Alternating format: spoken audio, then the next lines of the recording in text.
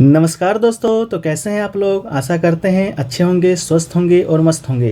जैसा कि दोस्तों आज है आपका 14 जून को दोस्तों आपका सेकेंड शिफ्ट का जो आपका एसएससी एमटीएस का जो एग्ज़ाम था वो भी दोस्तों आपका समाप्त हो गया है। तो आज की इस वीडियो में हम देखेंगे 14 जून सेकेंड शिफ्ट में पूछे गए जीके जीएस और इंग्लिश के प्रश्न। चलिए वीडियो को स्टार्ट करते हैं बिना किसी देरी के। ठीक है, चैनल पे नए चैनल को सब्सक्राइब कर लीजिएगा। पीडीएफ टेलीग्राम पे मिल जाएगा, लिंक डिस्क्रिप्शन में दिया गया है। ठीक है, तो आज का जो हमारा पहला प्रश्न है वह है कि ओलंपिक में भारत को कितने ब्रॉन्ज मेडल मिले हैं। ठीक है, सुबह के शिफ्ट में पूछा गया था आपका सिल्वर मेडल, तो अभी के शिफ्ट में आपका पूछा गया है ब्रॉन्ज मेडल। ठीक है, तो आपको बता दें कि भारत ने टोक्यो ओलंपिक में टोटल 4 ब्रॉन्ज मेडल जीते हैं। ब्रॉन्ज करने का मतलब है कांस्य पदक। ठीक है, तो 4 कांस्य पदक आपका भारत ने जीते हैं।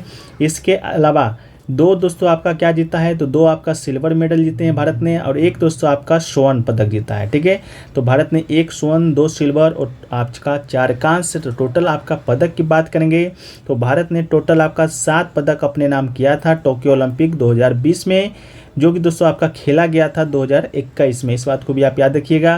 कहाँ खेला गया था, तो टोक्यो में खेला गया था। टोक्यो दोस्तों आपको कहाँ पर पड़ता है, तो आपको बता दें टोक्यो दोस्तों आपका जापान में पड़ता है। जापान का जो राजधानी है वही दोस्तों आपका क्या है, टोक्यो है। ठीक है, इसके अलावा भारत कौन सा स्थान पर रहा था पदक तालिका में, रैंकिंग के स्थान पे, तो पदक में दोस्तों भारत आपका 48 स्थान पे रहा था। ठीक है, कितना स्थान पे रहा था, तो 48 स्थान पे रहा था। और भारत ने जो 1 स्वर्ण पदक जीता है वो कौन जीता है, तो ये दोस्तों आपका नीरज चोपड़ा जी ने जीता था। नीरज चोपड़ा, ठीक है, किस खेल में जीता है, तो भाला फेंक प्रतिस्पर्धा में नीरज चोपड़ा ने जीता था। सन 87.58 मीटर दूर भाला फेंक के ये पदक अपने नाम नीरज चोपड़ा जी ने किया था। ठीक है, इसके अलावा भारत ने 7 पदक जो जीते हैं, कौन कौन से जीते हैं उसको एक नज़र डाल लेते हैं। एक है आपका मीराबाई चानू जो कि सिल्वर मेडल जीती हैं 49 केजी वेट लिफ्टिंग में। लवलीना बोरगोहेन जीती हैं bronze medal women's welterweight boxing में। इसके अलावा पीवी सिंधु आपका ब्रॉन्ज मेडल जीती हैं वुमेंस सिंगल्स बैडमिंटन में। इसके अलावा रवि कुमार दहिया की बात करेंगे तो ये भी सिल्वर मेडल जीते हैं मेंस फ्री स्टाइल 57 केजी में। इसके अलावा भारत हॉकी टीम की बात करेंगे तो ब्रॉन्ज मेडल आपका भारत हॉकी टीम जीता था आपका मेंस हॉकी में, और बजरंग पुनिया ब्रॉन्ज और नीरज चोपड़ा आपका गोल्ड मेडल जीते हैं। ठीक है, तो चलिए वीडियो में आगे बढ़ते हैं। वीडियो में आगे बढ़ने से पहले आप लोग को बताते चलें कि आपका जो एसएससी एमटीएस का फर्स्ट फेज़ का जो एग्ज़ाम आपका कंडक्ट हुआ था 2 से 19 मई तक में, तकरीबन 39 शिफ्टों में आपका एग्जाम है जो कि कंडक्ट हुआ था। तो 39 शिफ्टों में पूछे गए 1000 प्रश्नों का जो पीडीएफ है विद उत्तर, साथ में परीक्षा में जो आपके संभावित फैक्ट महत्वपूर्ण है उन सभी फैक्टरों को भी शामिल किया गया है जो कि आपके आगामी एसएससी के किसी भी एग्जाम के लिए बहुत ही इंपॉर्टेंट है। ठीक है, शुल्क है मात्र 20 रुपये रखा गया है। लेने के लिए डिस्क्रिप्शन में लिंक दिया गया है, नहीं तो आप लोग डायरेक्ट व्हाट्सएप पे भी आ सकते हैं। व्हाट्सएप नंबर सामने आपको दिख रहा होगा। सेकंड फेज का जो एसएससी एमटीएस का एग्जाम चल रहा है उसके लिए बहुत ही उपयोगी साबित होने वाला है। ठीक है, 39 शिफ्टों में आपका 19 मई तक हुआ था। अभी कल का शिफ्ट मिला दें और आज का शिफ्ट मिला दें तो 6 शिफ्ट आपका और बढ़ जाएगा, टोटल आपका 42 शिफ्ट हो जाएगा। ठीक है, तो 42 शिफ्टों का जो पीडीएफ है आपको मिल जाएगा, और बाकी भी जितने शिफ्ट में एग्जाम बचे हैं सभी शिफ्टों का पीडीएफ आपको इसी कॉस्ट में आपको दिया जाएगा। ठीक है, तो जो जिन लोगों को लेना है व्हाट्सएप पर संपर्क एक बार आप लोग जरूर कर लीजिएगा। नेक्स्ट जो क्वेश्चन पूछा गया था फ्रेंड्स वो कि इनमें से कौन सी पुस्तक आपका अरविंद अडिगा की नहीं है। ठीक है, नहीं है पूछा गया था, तो 4 ऑप्शन आपके पास दिए गए थे। ऑप्शन तो अभी प्राप्त नहीं हो पाए हैं। तो अरविंद अडिगा की कुछ पुस्तकें हैं उसको हम लोग एक बार देख लेते हैं। तो देखिए अरविंद अडिगा की पहली जो पुस्तक है आपका द व्हाइट टाइगर, ठीक है, श्वेत बाघ, इनका पहला उपन्यास था और इस पुस्तक के लिए इन्हें मैन बुकर पुरस्कार से सम्मानित भी किया गया था। ठीक है, इसके अलावा एक आपका सिलेक्शन डे, ये भी अरविंद अडिगा के द्वारा लिखा गया पुस्तक है। तो सिलेक्शन डे एक पुस्तक हो गया, एक व्हाइट टाइगर हो गया। इसके अलावा एक है बिटवीन द ऑसिनेशंस, ये भी एक पुस्तक है। एक आपका लास्ट मैन इन टावर। ठीक है, ये जो चारों पुस्तकें हैं ये आपका अरविंद अडिगा के द्वारा ही लिखा गया है। तो इनमें से अगर आपका ऑप्शन छांट सकते हैं तो छांट लीजिएगा, नहीं तो ऑप्शन आपके पास क्या क्या दिया गया था कमेंट सेक्शन में बताइएगा। ठीक है, इसके अलावा अरविंद अडिगा की बात करेंगे तो सलमान रुश्दी, अरुंधति रॉय और किरण देसाई के बाद बुकर पुरस्कार जीतने वाली चौथे भारतीय मूल के लेखक है। ठीक है, इसको भी आप लोग याद कर रखिएगा। इसके अलावा नेक्स्ट क्वेश्चन पूछा गया था सिरका में कौन सा अम्ल पाया जाता है। सिरका यानी कि विनेगर में, तो आपको बता दें सिरका में दोस्तों एसिटिक अम्ल पाया जाता है, तो राइट आंसर आपका एसिटिक अम्ल हो जाएगा। बात करें कितना प्रतिशत पाया जाता है, तो 6 से 10% आपका सिरका में एसिटिक अम्ल पाया जाता है। इसके अलावा एसिटिक अम्ल की बात करेंगे तो CH3COOH को एथेनोइक अम्ल भी कहा जाता है, इस बात को भी आप याद रखिएगा। ठीक है, नेक्स्ट क्वेश्चन पूछा गया था तमिलनाडु में एरातेश्वर जो मंदिर है, एरावतेश्वर मंदिर का निर्माण किसने कराया है। तो तंजावुर का जो एरातेश्वर मंदिर है उसका जो निर्माण है चोल शासक का एक राजा था, राजा राज द्वितीय। ठीक है, राजा राज द्वितीय जिसका जो शासनकाल था 1143 से 1173 ईस्वी तक था, उन्होंने कराया था। ठीक है, कहाँ पर कराया था, तो तंजावुर और गंगई कोंड चोलपुरम में। बृहदेश्वर मंदिर की तुलना में आकार में ये बहुत छोटा है। ठीक है, तो आपका तंजावुर तमिलनाडु में दोस्तों आपका कराया था, तो राइट आंसर आपका क्या हो जाएगा, राजा राज द्वितीय हो जाएगा। ठीक है, नेक्स्ट क्वेश्चन देखिए पूछा गया था आपका 2011 के जनगणना के अनुसार महिला की साक्षरता दर पूछा गया था। कल भी क्वेश्चन पूछा गया था पुरुष का साक्षरता दर। तो कल के वीडियो में हमने आपको महिला का, देश का सबसे ज़्यादा, सबसे कम सभी साक्षरता दर को आपके सामने प्रस्तुत किया था। तो महिला की साक्षरता दर की बात करेंगे तो 65.46% आपका इसका राइट आंसर हो जाएगा। इसके अलावा बात करें हम लोग देश में साक्षरता दर कितना है, तो देश में साक्षरता दर की बात करेंगे तो 74.04% है। इसके अलावा पुरुष की साक्षरता दर की बात करेंगे जो कल का क्वेश्चन था तो 82.14% है। इसके अलावा महिला का तो बात हो ही गया है, 65.46% है। इसके अलावा राज्यों में बात करेंगे सबसे ज़्यादा किस राज्य का है, तो 94% के साथ भारत का केरल है जो कि सबसे ज़्यादा साक्षरता वाला राज्य है।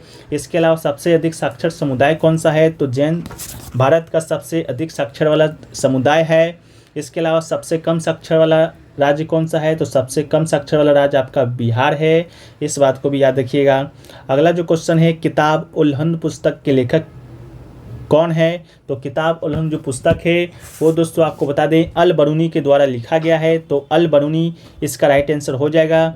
यह एक प्रसिद्ध अरबी पुस्तक है जिसमें वो भारतीय विज्ञान, हिंदू धार्मिक मान्यताओं, रीति रिवाजों और सामाजिक संगठनों पर टिप्पणी करता है। ठीक है,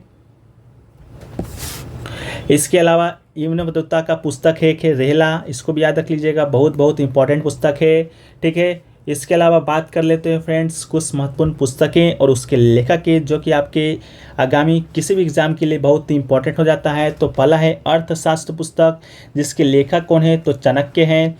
अष्टाध्यायी एक पुस्तक है जिसके लेखक आपके पाणिनि हैं। इंडिका पुस्तक बहुत इंपॉर्टेंट है, मेगास्थनीज के द्वारा लिखा गया है। ट्रेन टू पाकिस्तान ये भी पुस्तक बहुत बार पूछा जा चुका है, खुशवंत सिंह के द्वारा लिखा गया है। ए पैसेज टू इंग्लैंड ये पुस्तक अभी तक नहीं पूछा गया है, नीरज सिंह चौधरी द्वारा लिखा गया है।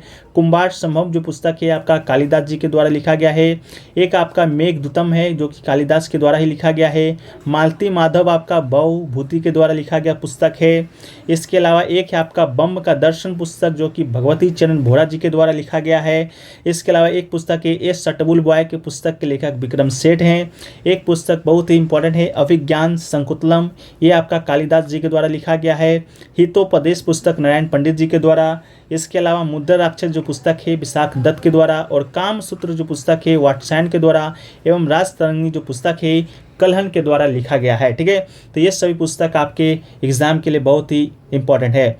एक प्रश्न, अगला जो प्रश्न है पूछा गया था ए दिल है मुश्किल जो गाना है आपका किस गायक ने गाया है, तो अरिजीत सिंह इसका राइट आंसर हो जाएगा। ठीक है, ये जो गाना है ए दिल है मुश्किल अरिजीत सिंह के द्वारा गाया गया था।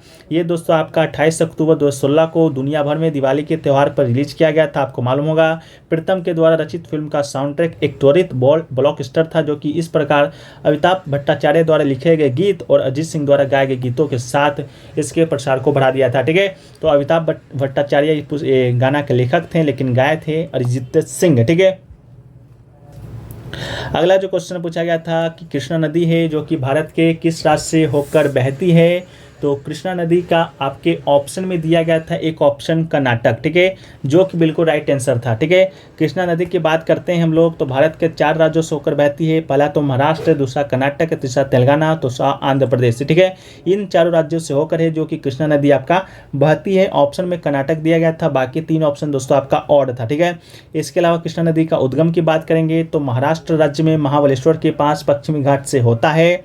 इसके अलावा कृष्णा नदी महाराष्ट्र, कर्नाटक, कर्नाटक, तेलंगाना और आंध्र प्रदेश से होकर बहता है। कृष्णा नदी की बात करेंगे तो देश के कुल भौगोलिक क्षेत्रों का लगभग 8% जो भाग है इसमें फैला हुआ है। और इस नदियों में कई सहायक नदियां हैं, जैसे कि तुंगभद्रा है जो कि प्रमुख सहायक नदी है। इसके अलावा भी है मलप्रभा है, कोयना है, भीम घाट प्रभा है, येरला, वारना, बिंदी, मुसी और दूधगंगा, ये सभी आपका कृष्णा नदी की सहायक नदी ही है। इसके अलावा कृष्णा नदी पर एक बांध भी बना हुआ है, नागा अर्जुन सागर बांध, जो कि विश्व का सबसे बड़ा चिनाई वाला बांध है, 124 मीटर ऊंचा है। ठीक है, तो ये भी याद रख लीजिएगा। नेक्स्ट क्वेश्चन देखिए पूछा गया है, कजरी लोकगीत इनमें से किस राज्य से संबंधित है? तो कजरी लोकगीत की बात करते हैं हम लोग तो ये आपका उत्तर प्रदेश का लोक नृत्य है, तो उत्तर प्रदेश राइट आंसर हो जाएगा। कजरी लोकगीत भारत के सबसे बड़े राज्य उत्तर प्रदेश के साथ साथ बिहार से भी संबंधित है। इसके अलावा कजरी लोकगीत पारंपरिक रूप से उत्तर प्रदेश के गांवों और कस्बों जैसे कि बनारस हो गया, मिर्ज़ापुर हो गया, मथुरा हो गया, इलाहाबाद हो गया और बिहार के भोजपुर क्षेत्रों में गाया जाता है। इसके अलावा भारत के जो प्रमुख लोक नृत्य थे उसको भी एक बार हम लोग देख लेते हैं। तो देखिए ट्रिक से हम लोग एक बार देखते हैं, ऐसे तो हम लोग बहुत बार देख चुके हैं। तो ट्रिक है आपका गुजरात का जो गरबा लोक नृत्य है, गरबा जो गुजरात का है, तो गुजर गई गरीबी से इसको आपको याद रखना है। एक है आपका कथकली जो कि आपका केरल का है, तो केरल की कथा, ठीक है, केरल की कथा से आपको याद रखना है। एक है आपका पंजाब का लोकगीत है भांगड़ा, तो पंजे में भांग डालो, ठीक है, इससे आपको याद रखना है। एक है आपका राजस्थान का है घूमर, तो राजा तुम घूमो, ठीक है, ये कल पूछा गया था, राजा तुम घूमो, तो घूमर आपका राजस्थान का है। असम की बहू से आपका असम का बिहू याद रखना है। जम्मू कश्मीर का एक है आपका रऊफ, तो आपका जमुरा याद रखना है। उड़ी उड़ी बाबा से आपको क्या याद रखना है? उड़ी उड़ी बाबा से ओडिसी जो लोक शास्त्रीय नृत्य थे उड़ीसा का है। उत्तर के राष्ट्र आपको याद रखना है, उत्तर प्रदेश की रासलीला जो लोक नृत्य थे उत्तर प्रदेश का है। अरुण का मुखौटा से आपको मुखौटा लोक नृत्य अरुणाचल प्रदेश का है। छऊ जो लोक नृत्य झारखंड का है, तो झाड़ू में छऊ से याद रखना है। गाड़ी जो लोक नृत्य छत्तीसगढ़ का है, तो छतरी में गाड़ी से याद रखना है। इसके अलावा भी और बहुत सारे लोक नृत्य हैं, तो इसको हम लोग PDF में शामिल कर देंगे, आप लोग देख लीजिएगा। ऐसे इंपॉर्टेंट है आपका यक्षगान जो कि आपका कर्नाटक का है, तो कान यानी कि कर्ण में करो यक्षगान, तो इसको भी आप याद रखिएगा। भरतनाट्यम तमिलनाडु को याद रखिएगा। मंडी गोवा का याद रखिएगा। इसके अलावा धमाल एक लोक नृत्य है जो कि हिमाचल प्रदेश का है, तो ये सभी आपको याद रख लीजिएगा। अगला है स्टेट लेजिस्लेटिव असेंबली होता है जो कि कितने वर्षों का होता है? तो विधानसभा का जो कार्यकाल होता है आपका 5 वर्षों का होता है, तो इसका राइट आंसर 5 वर्ष हो जाएगा। इसके अलावा विधानमंडल की बात करते हैं हम लोग, तो अनुच्छेद 168 के तहत आपका विधानमंडल का वर्णन किया गया है, ठीक है। इसके अलावा अनुच्छेद 170 के विधानसभा का, अनुच्छेद 169 के साथ विधान परिषद का, ठीक है। जिस प्रकार आप लोग संसद देखते हैं, संसद जो कि आपका केंद्र में होता है, तो संसद दोस्तों आपका मान लीजिए संसद है, तो इसमें आपका दो हाउसेस होता है। एक हाउस आपका होता है लोकसभा, दूसरा होता है राज्यसभा, ठीक है। उसी प्रकार आपका विधानमंडल होता है राज्यों में, तो विधानमंडल में भी 2 सदन होता है, जैसे एक विधानसभा होता है, एक विधान परिषद होता है, तो ये 2 सदन होता है। लेकिन संसद का एक और पार्ट होता है जो कि राष्ट्रपति होता है, प्रेसिडेंट होता है। उसी प्रकार से विधानमंडल में आपका राज्यपाल होता है जो कि प्रमुख होता है, ठीक है। तो विधानसभा को हम लोग निम्न सदन कहते हैं। जिस प्रकार आपका लोकसभा को निम्न सदन कहते हैं, विधान परिषद को आपका उच्च सदन कहते हैं, जिस प्रकार हम लोग राज्यसभा को निम्न सदन कहते हैं, ठीक है। तो ऐसे ही दोस्तों आपको याद रखना है, विधान परिषद आपका पूरे भारत में नहीं है, इसको भी याद रखना है। भारत के मात्र 6 ही राज्यों में है, कर्नाटक में है, गुजरात में है, बिहार में है, उत्तर प्रदेश में है, इसके अलावा शायद आपका आंध्र प्रदेश में है, और यही 6 राज्यों में आपका विधान परिषद है, ये आपका पूरे भारत में नहीं है। इस बात को आपको याद रख लेना है, ठीक है।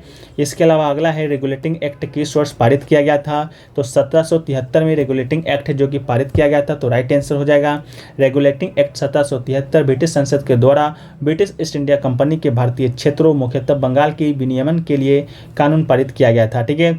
इसके अलावा भारत के संवैधानिक विकास पर एक नज़र हम लोग डालें तो भारत का जो संवैधानिक विकास था, पहला तो आपका ईस्ट इंडिया कंपनी के अंतर्गत हुआ था, दूसरा आपका ब्रिटिश क्राउन के अंतर्गत हुआ था, ठीक है। ईस्ट इंडिया कंपनी आप लोग को मालूम होगा एक ब्रिटिश का कंपनी था जो कि भारत में 1600 ईस्वी में मरानी से चार्टर लेकर आपका आया था बिजनेस करने के लिए। लेकिन धीरे धीरे क्या हुआ कि ये आपका भारत का जो जितने भी कमज़ोर जो वर्ग के शासक थे, राजा थे, उनसे हथियार लिया और आपका शासन करने लगा था, ठीक है। इसके अलावा ब्रिटिश क्राउन के अंतर्गत ये चला गया था। 1857 का युद्ध हुआ था, तो 1858 का एक आपका शासन अधिनियम आया था। उसी टाइम से ब्रिटिश क्राउन के अंतर्गत आपका भारत का जो शासन था चला गया था, ठीक है। तो ईस्ट इंडिया कंपनी के अंतर्गत आपका एक रेगुलेटिंग एक्ट आया था जो कि 1773 में, जो कि आपका आज ही पूछा गया है, अभी पूछा गया है। 1784 में इसके बाद आपका पिट्स इंडिया एक्ट आया था। इसके अलावा एक चार्टर एक्ट आया था आपका, चार्टर 10-10 साल के बाद आपका 20 साल के बाद आता था, तो 1793 में एक आया था। इसके बाद आपका 1813 में आया है।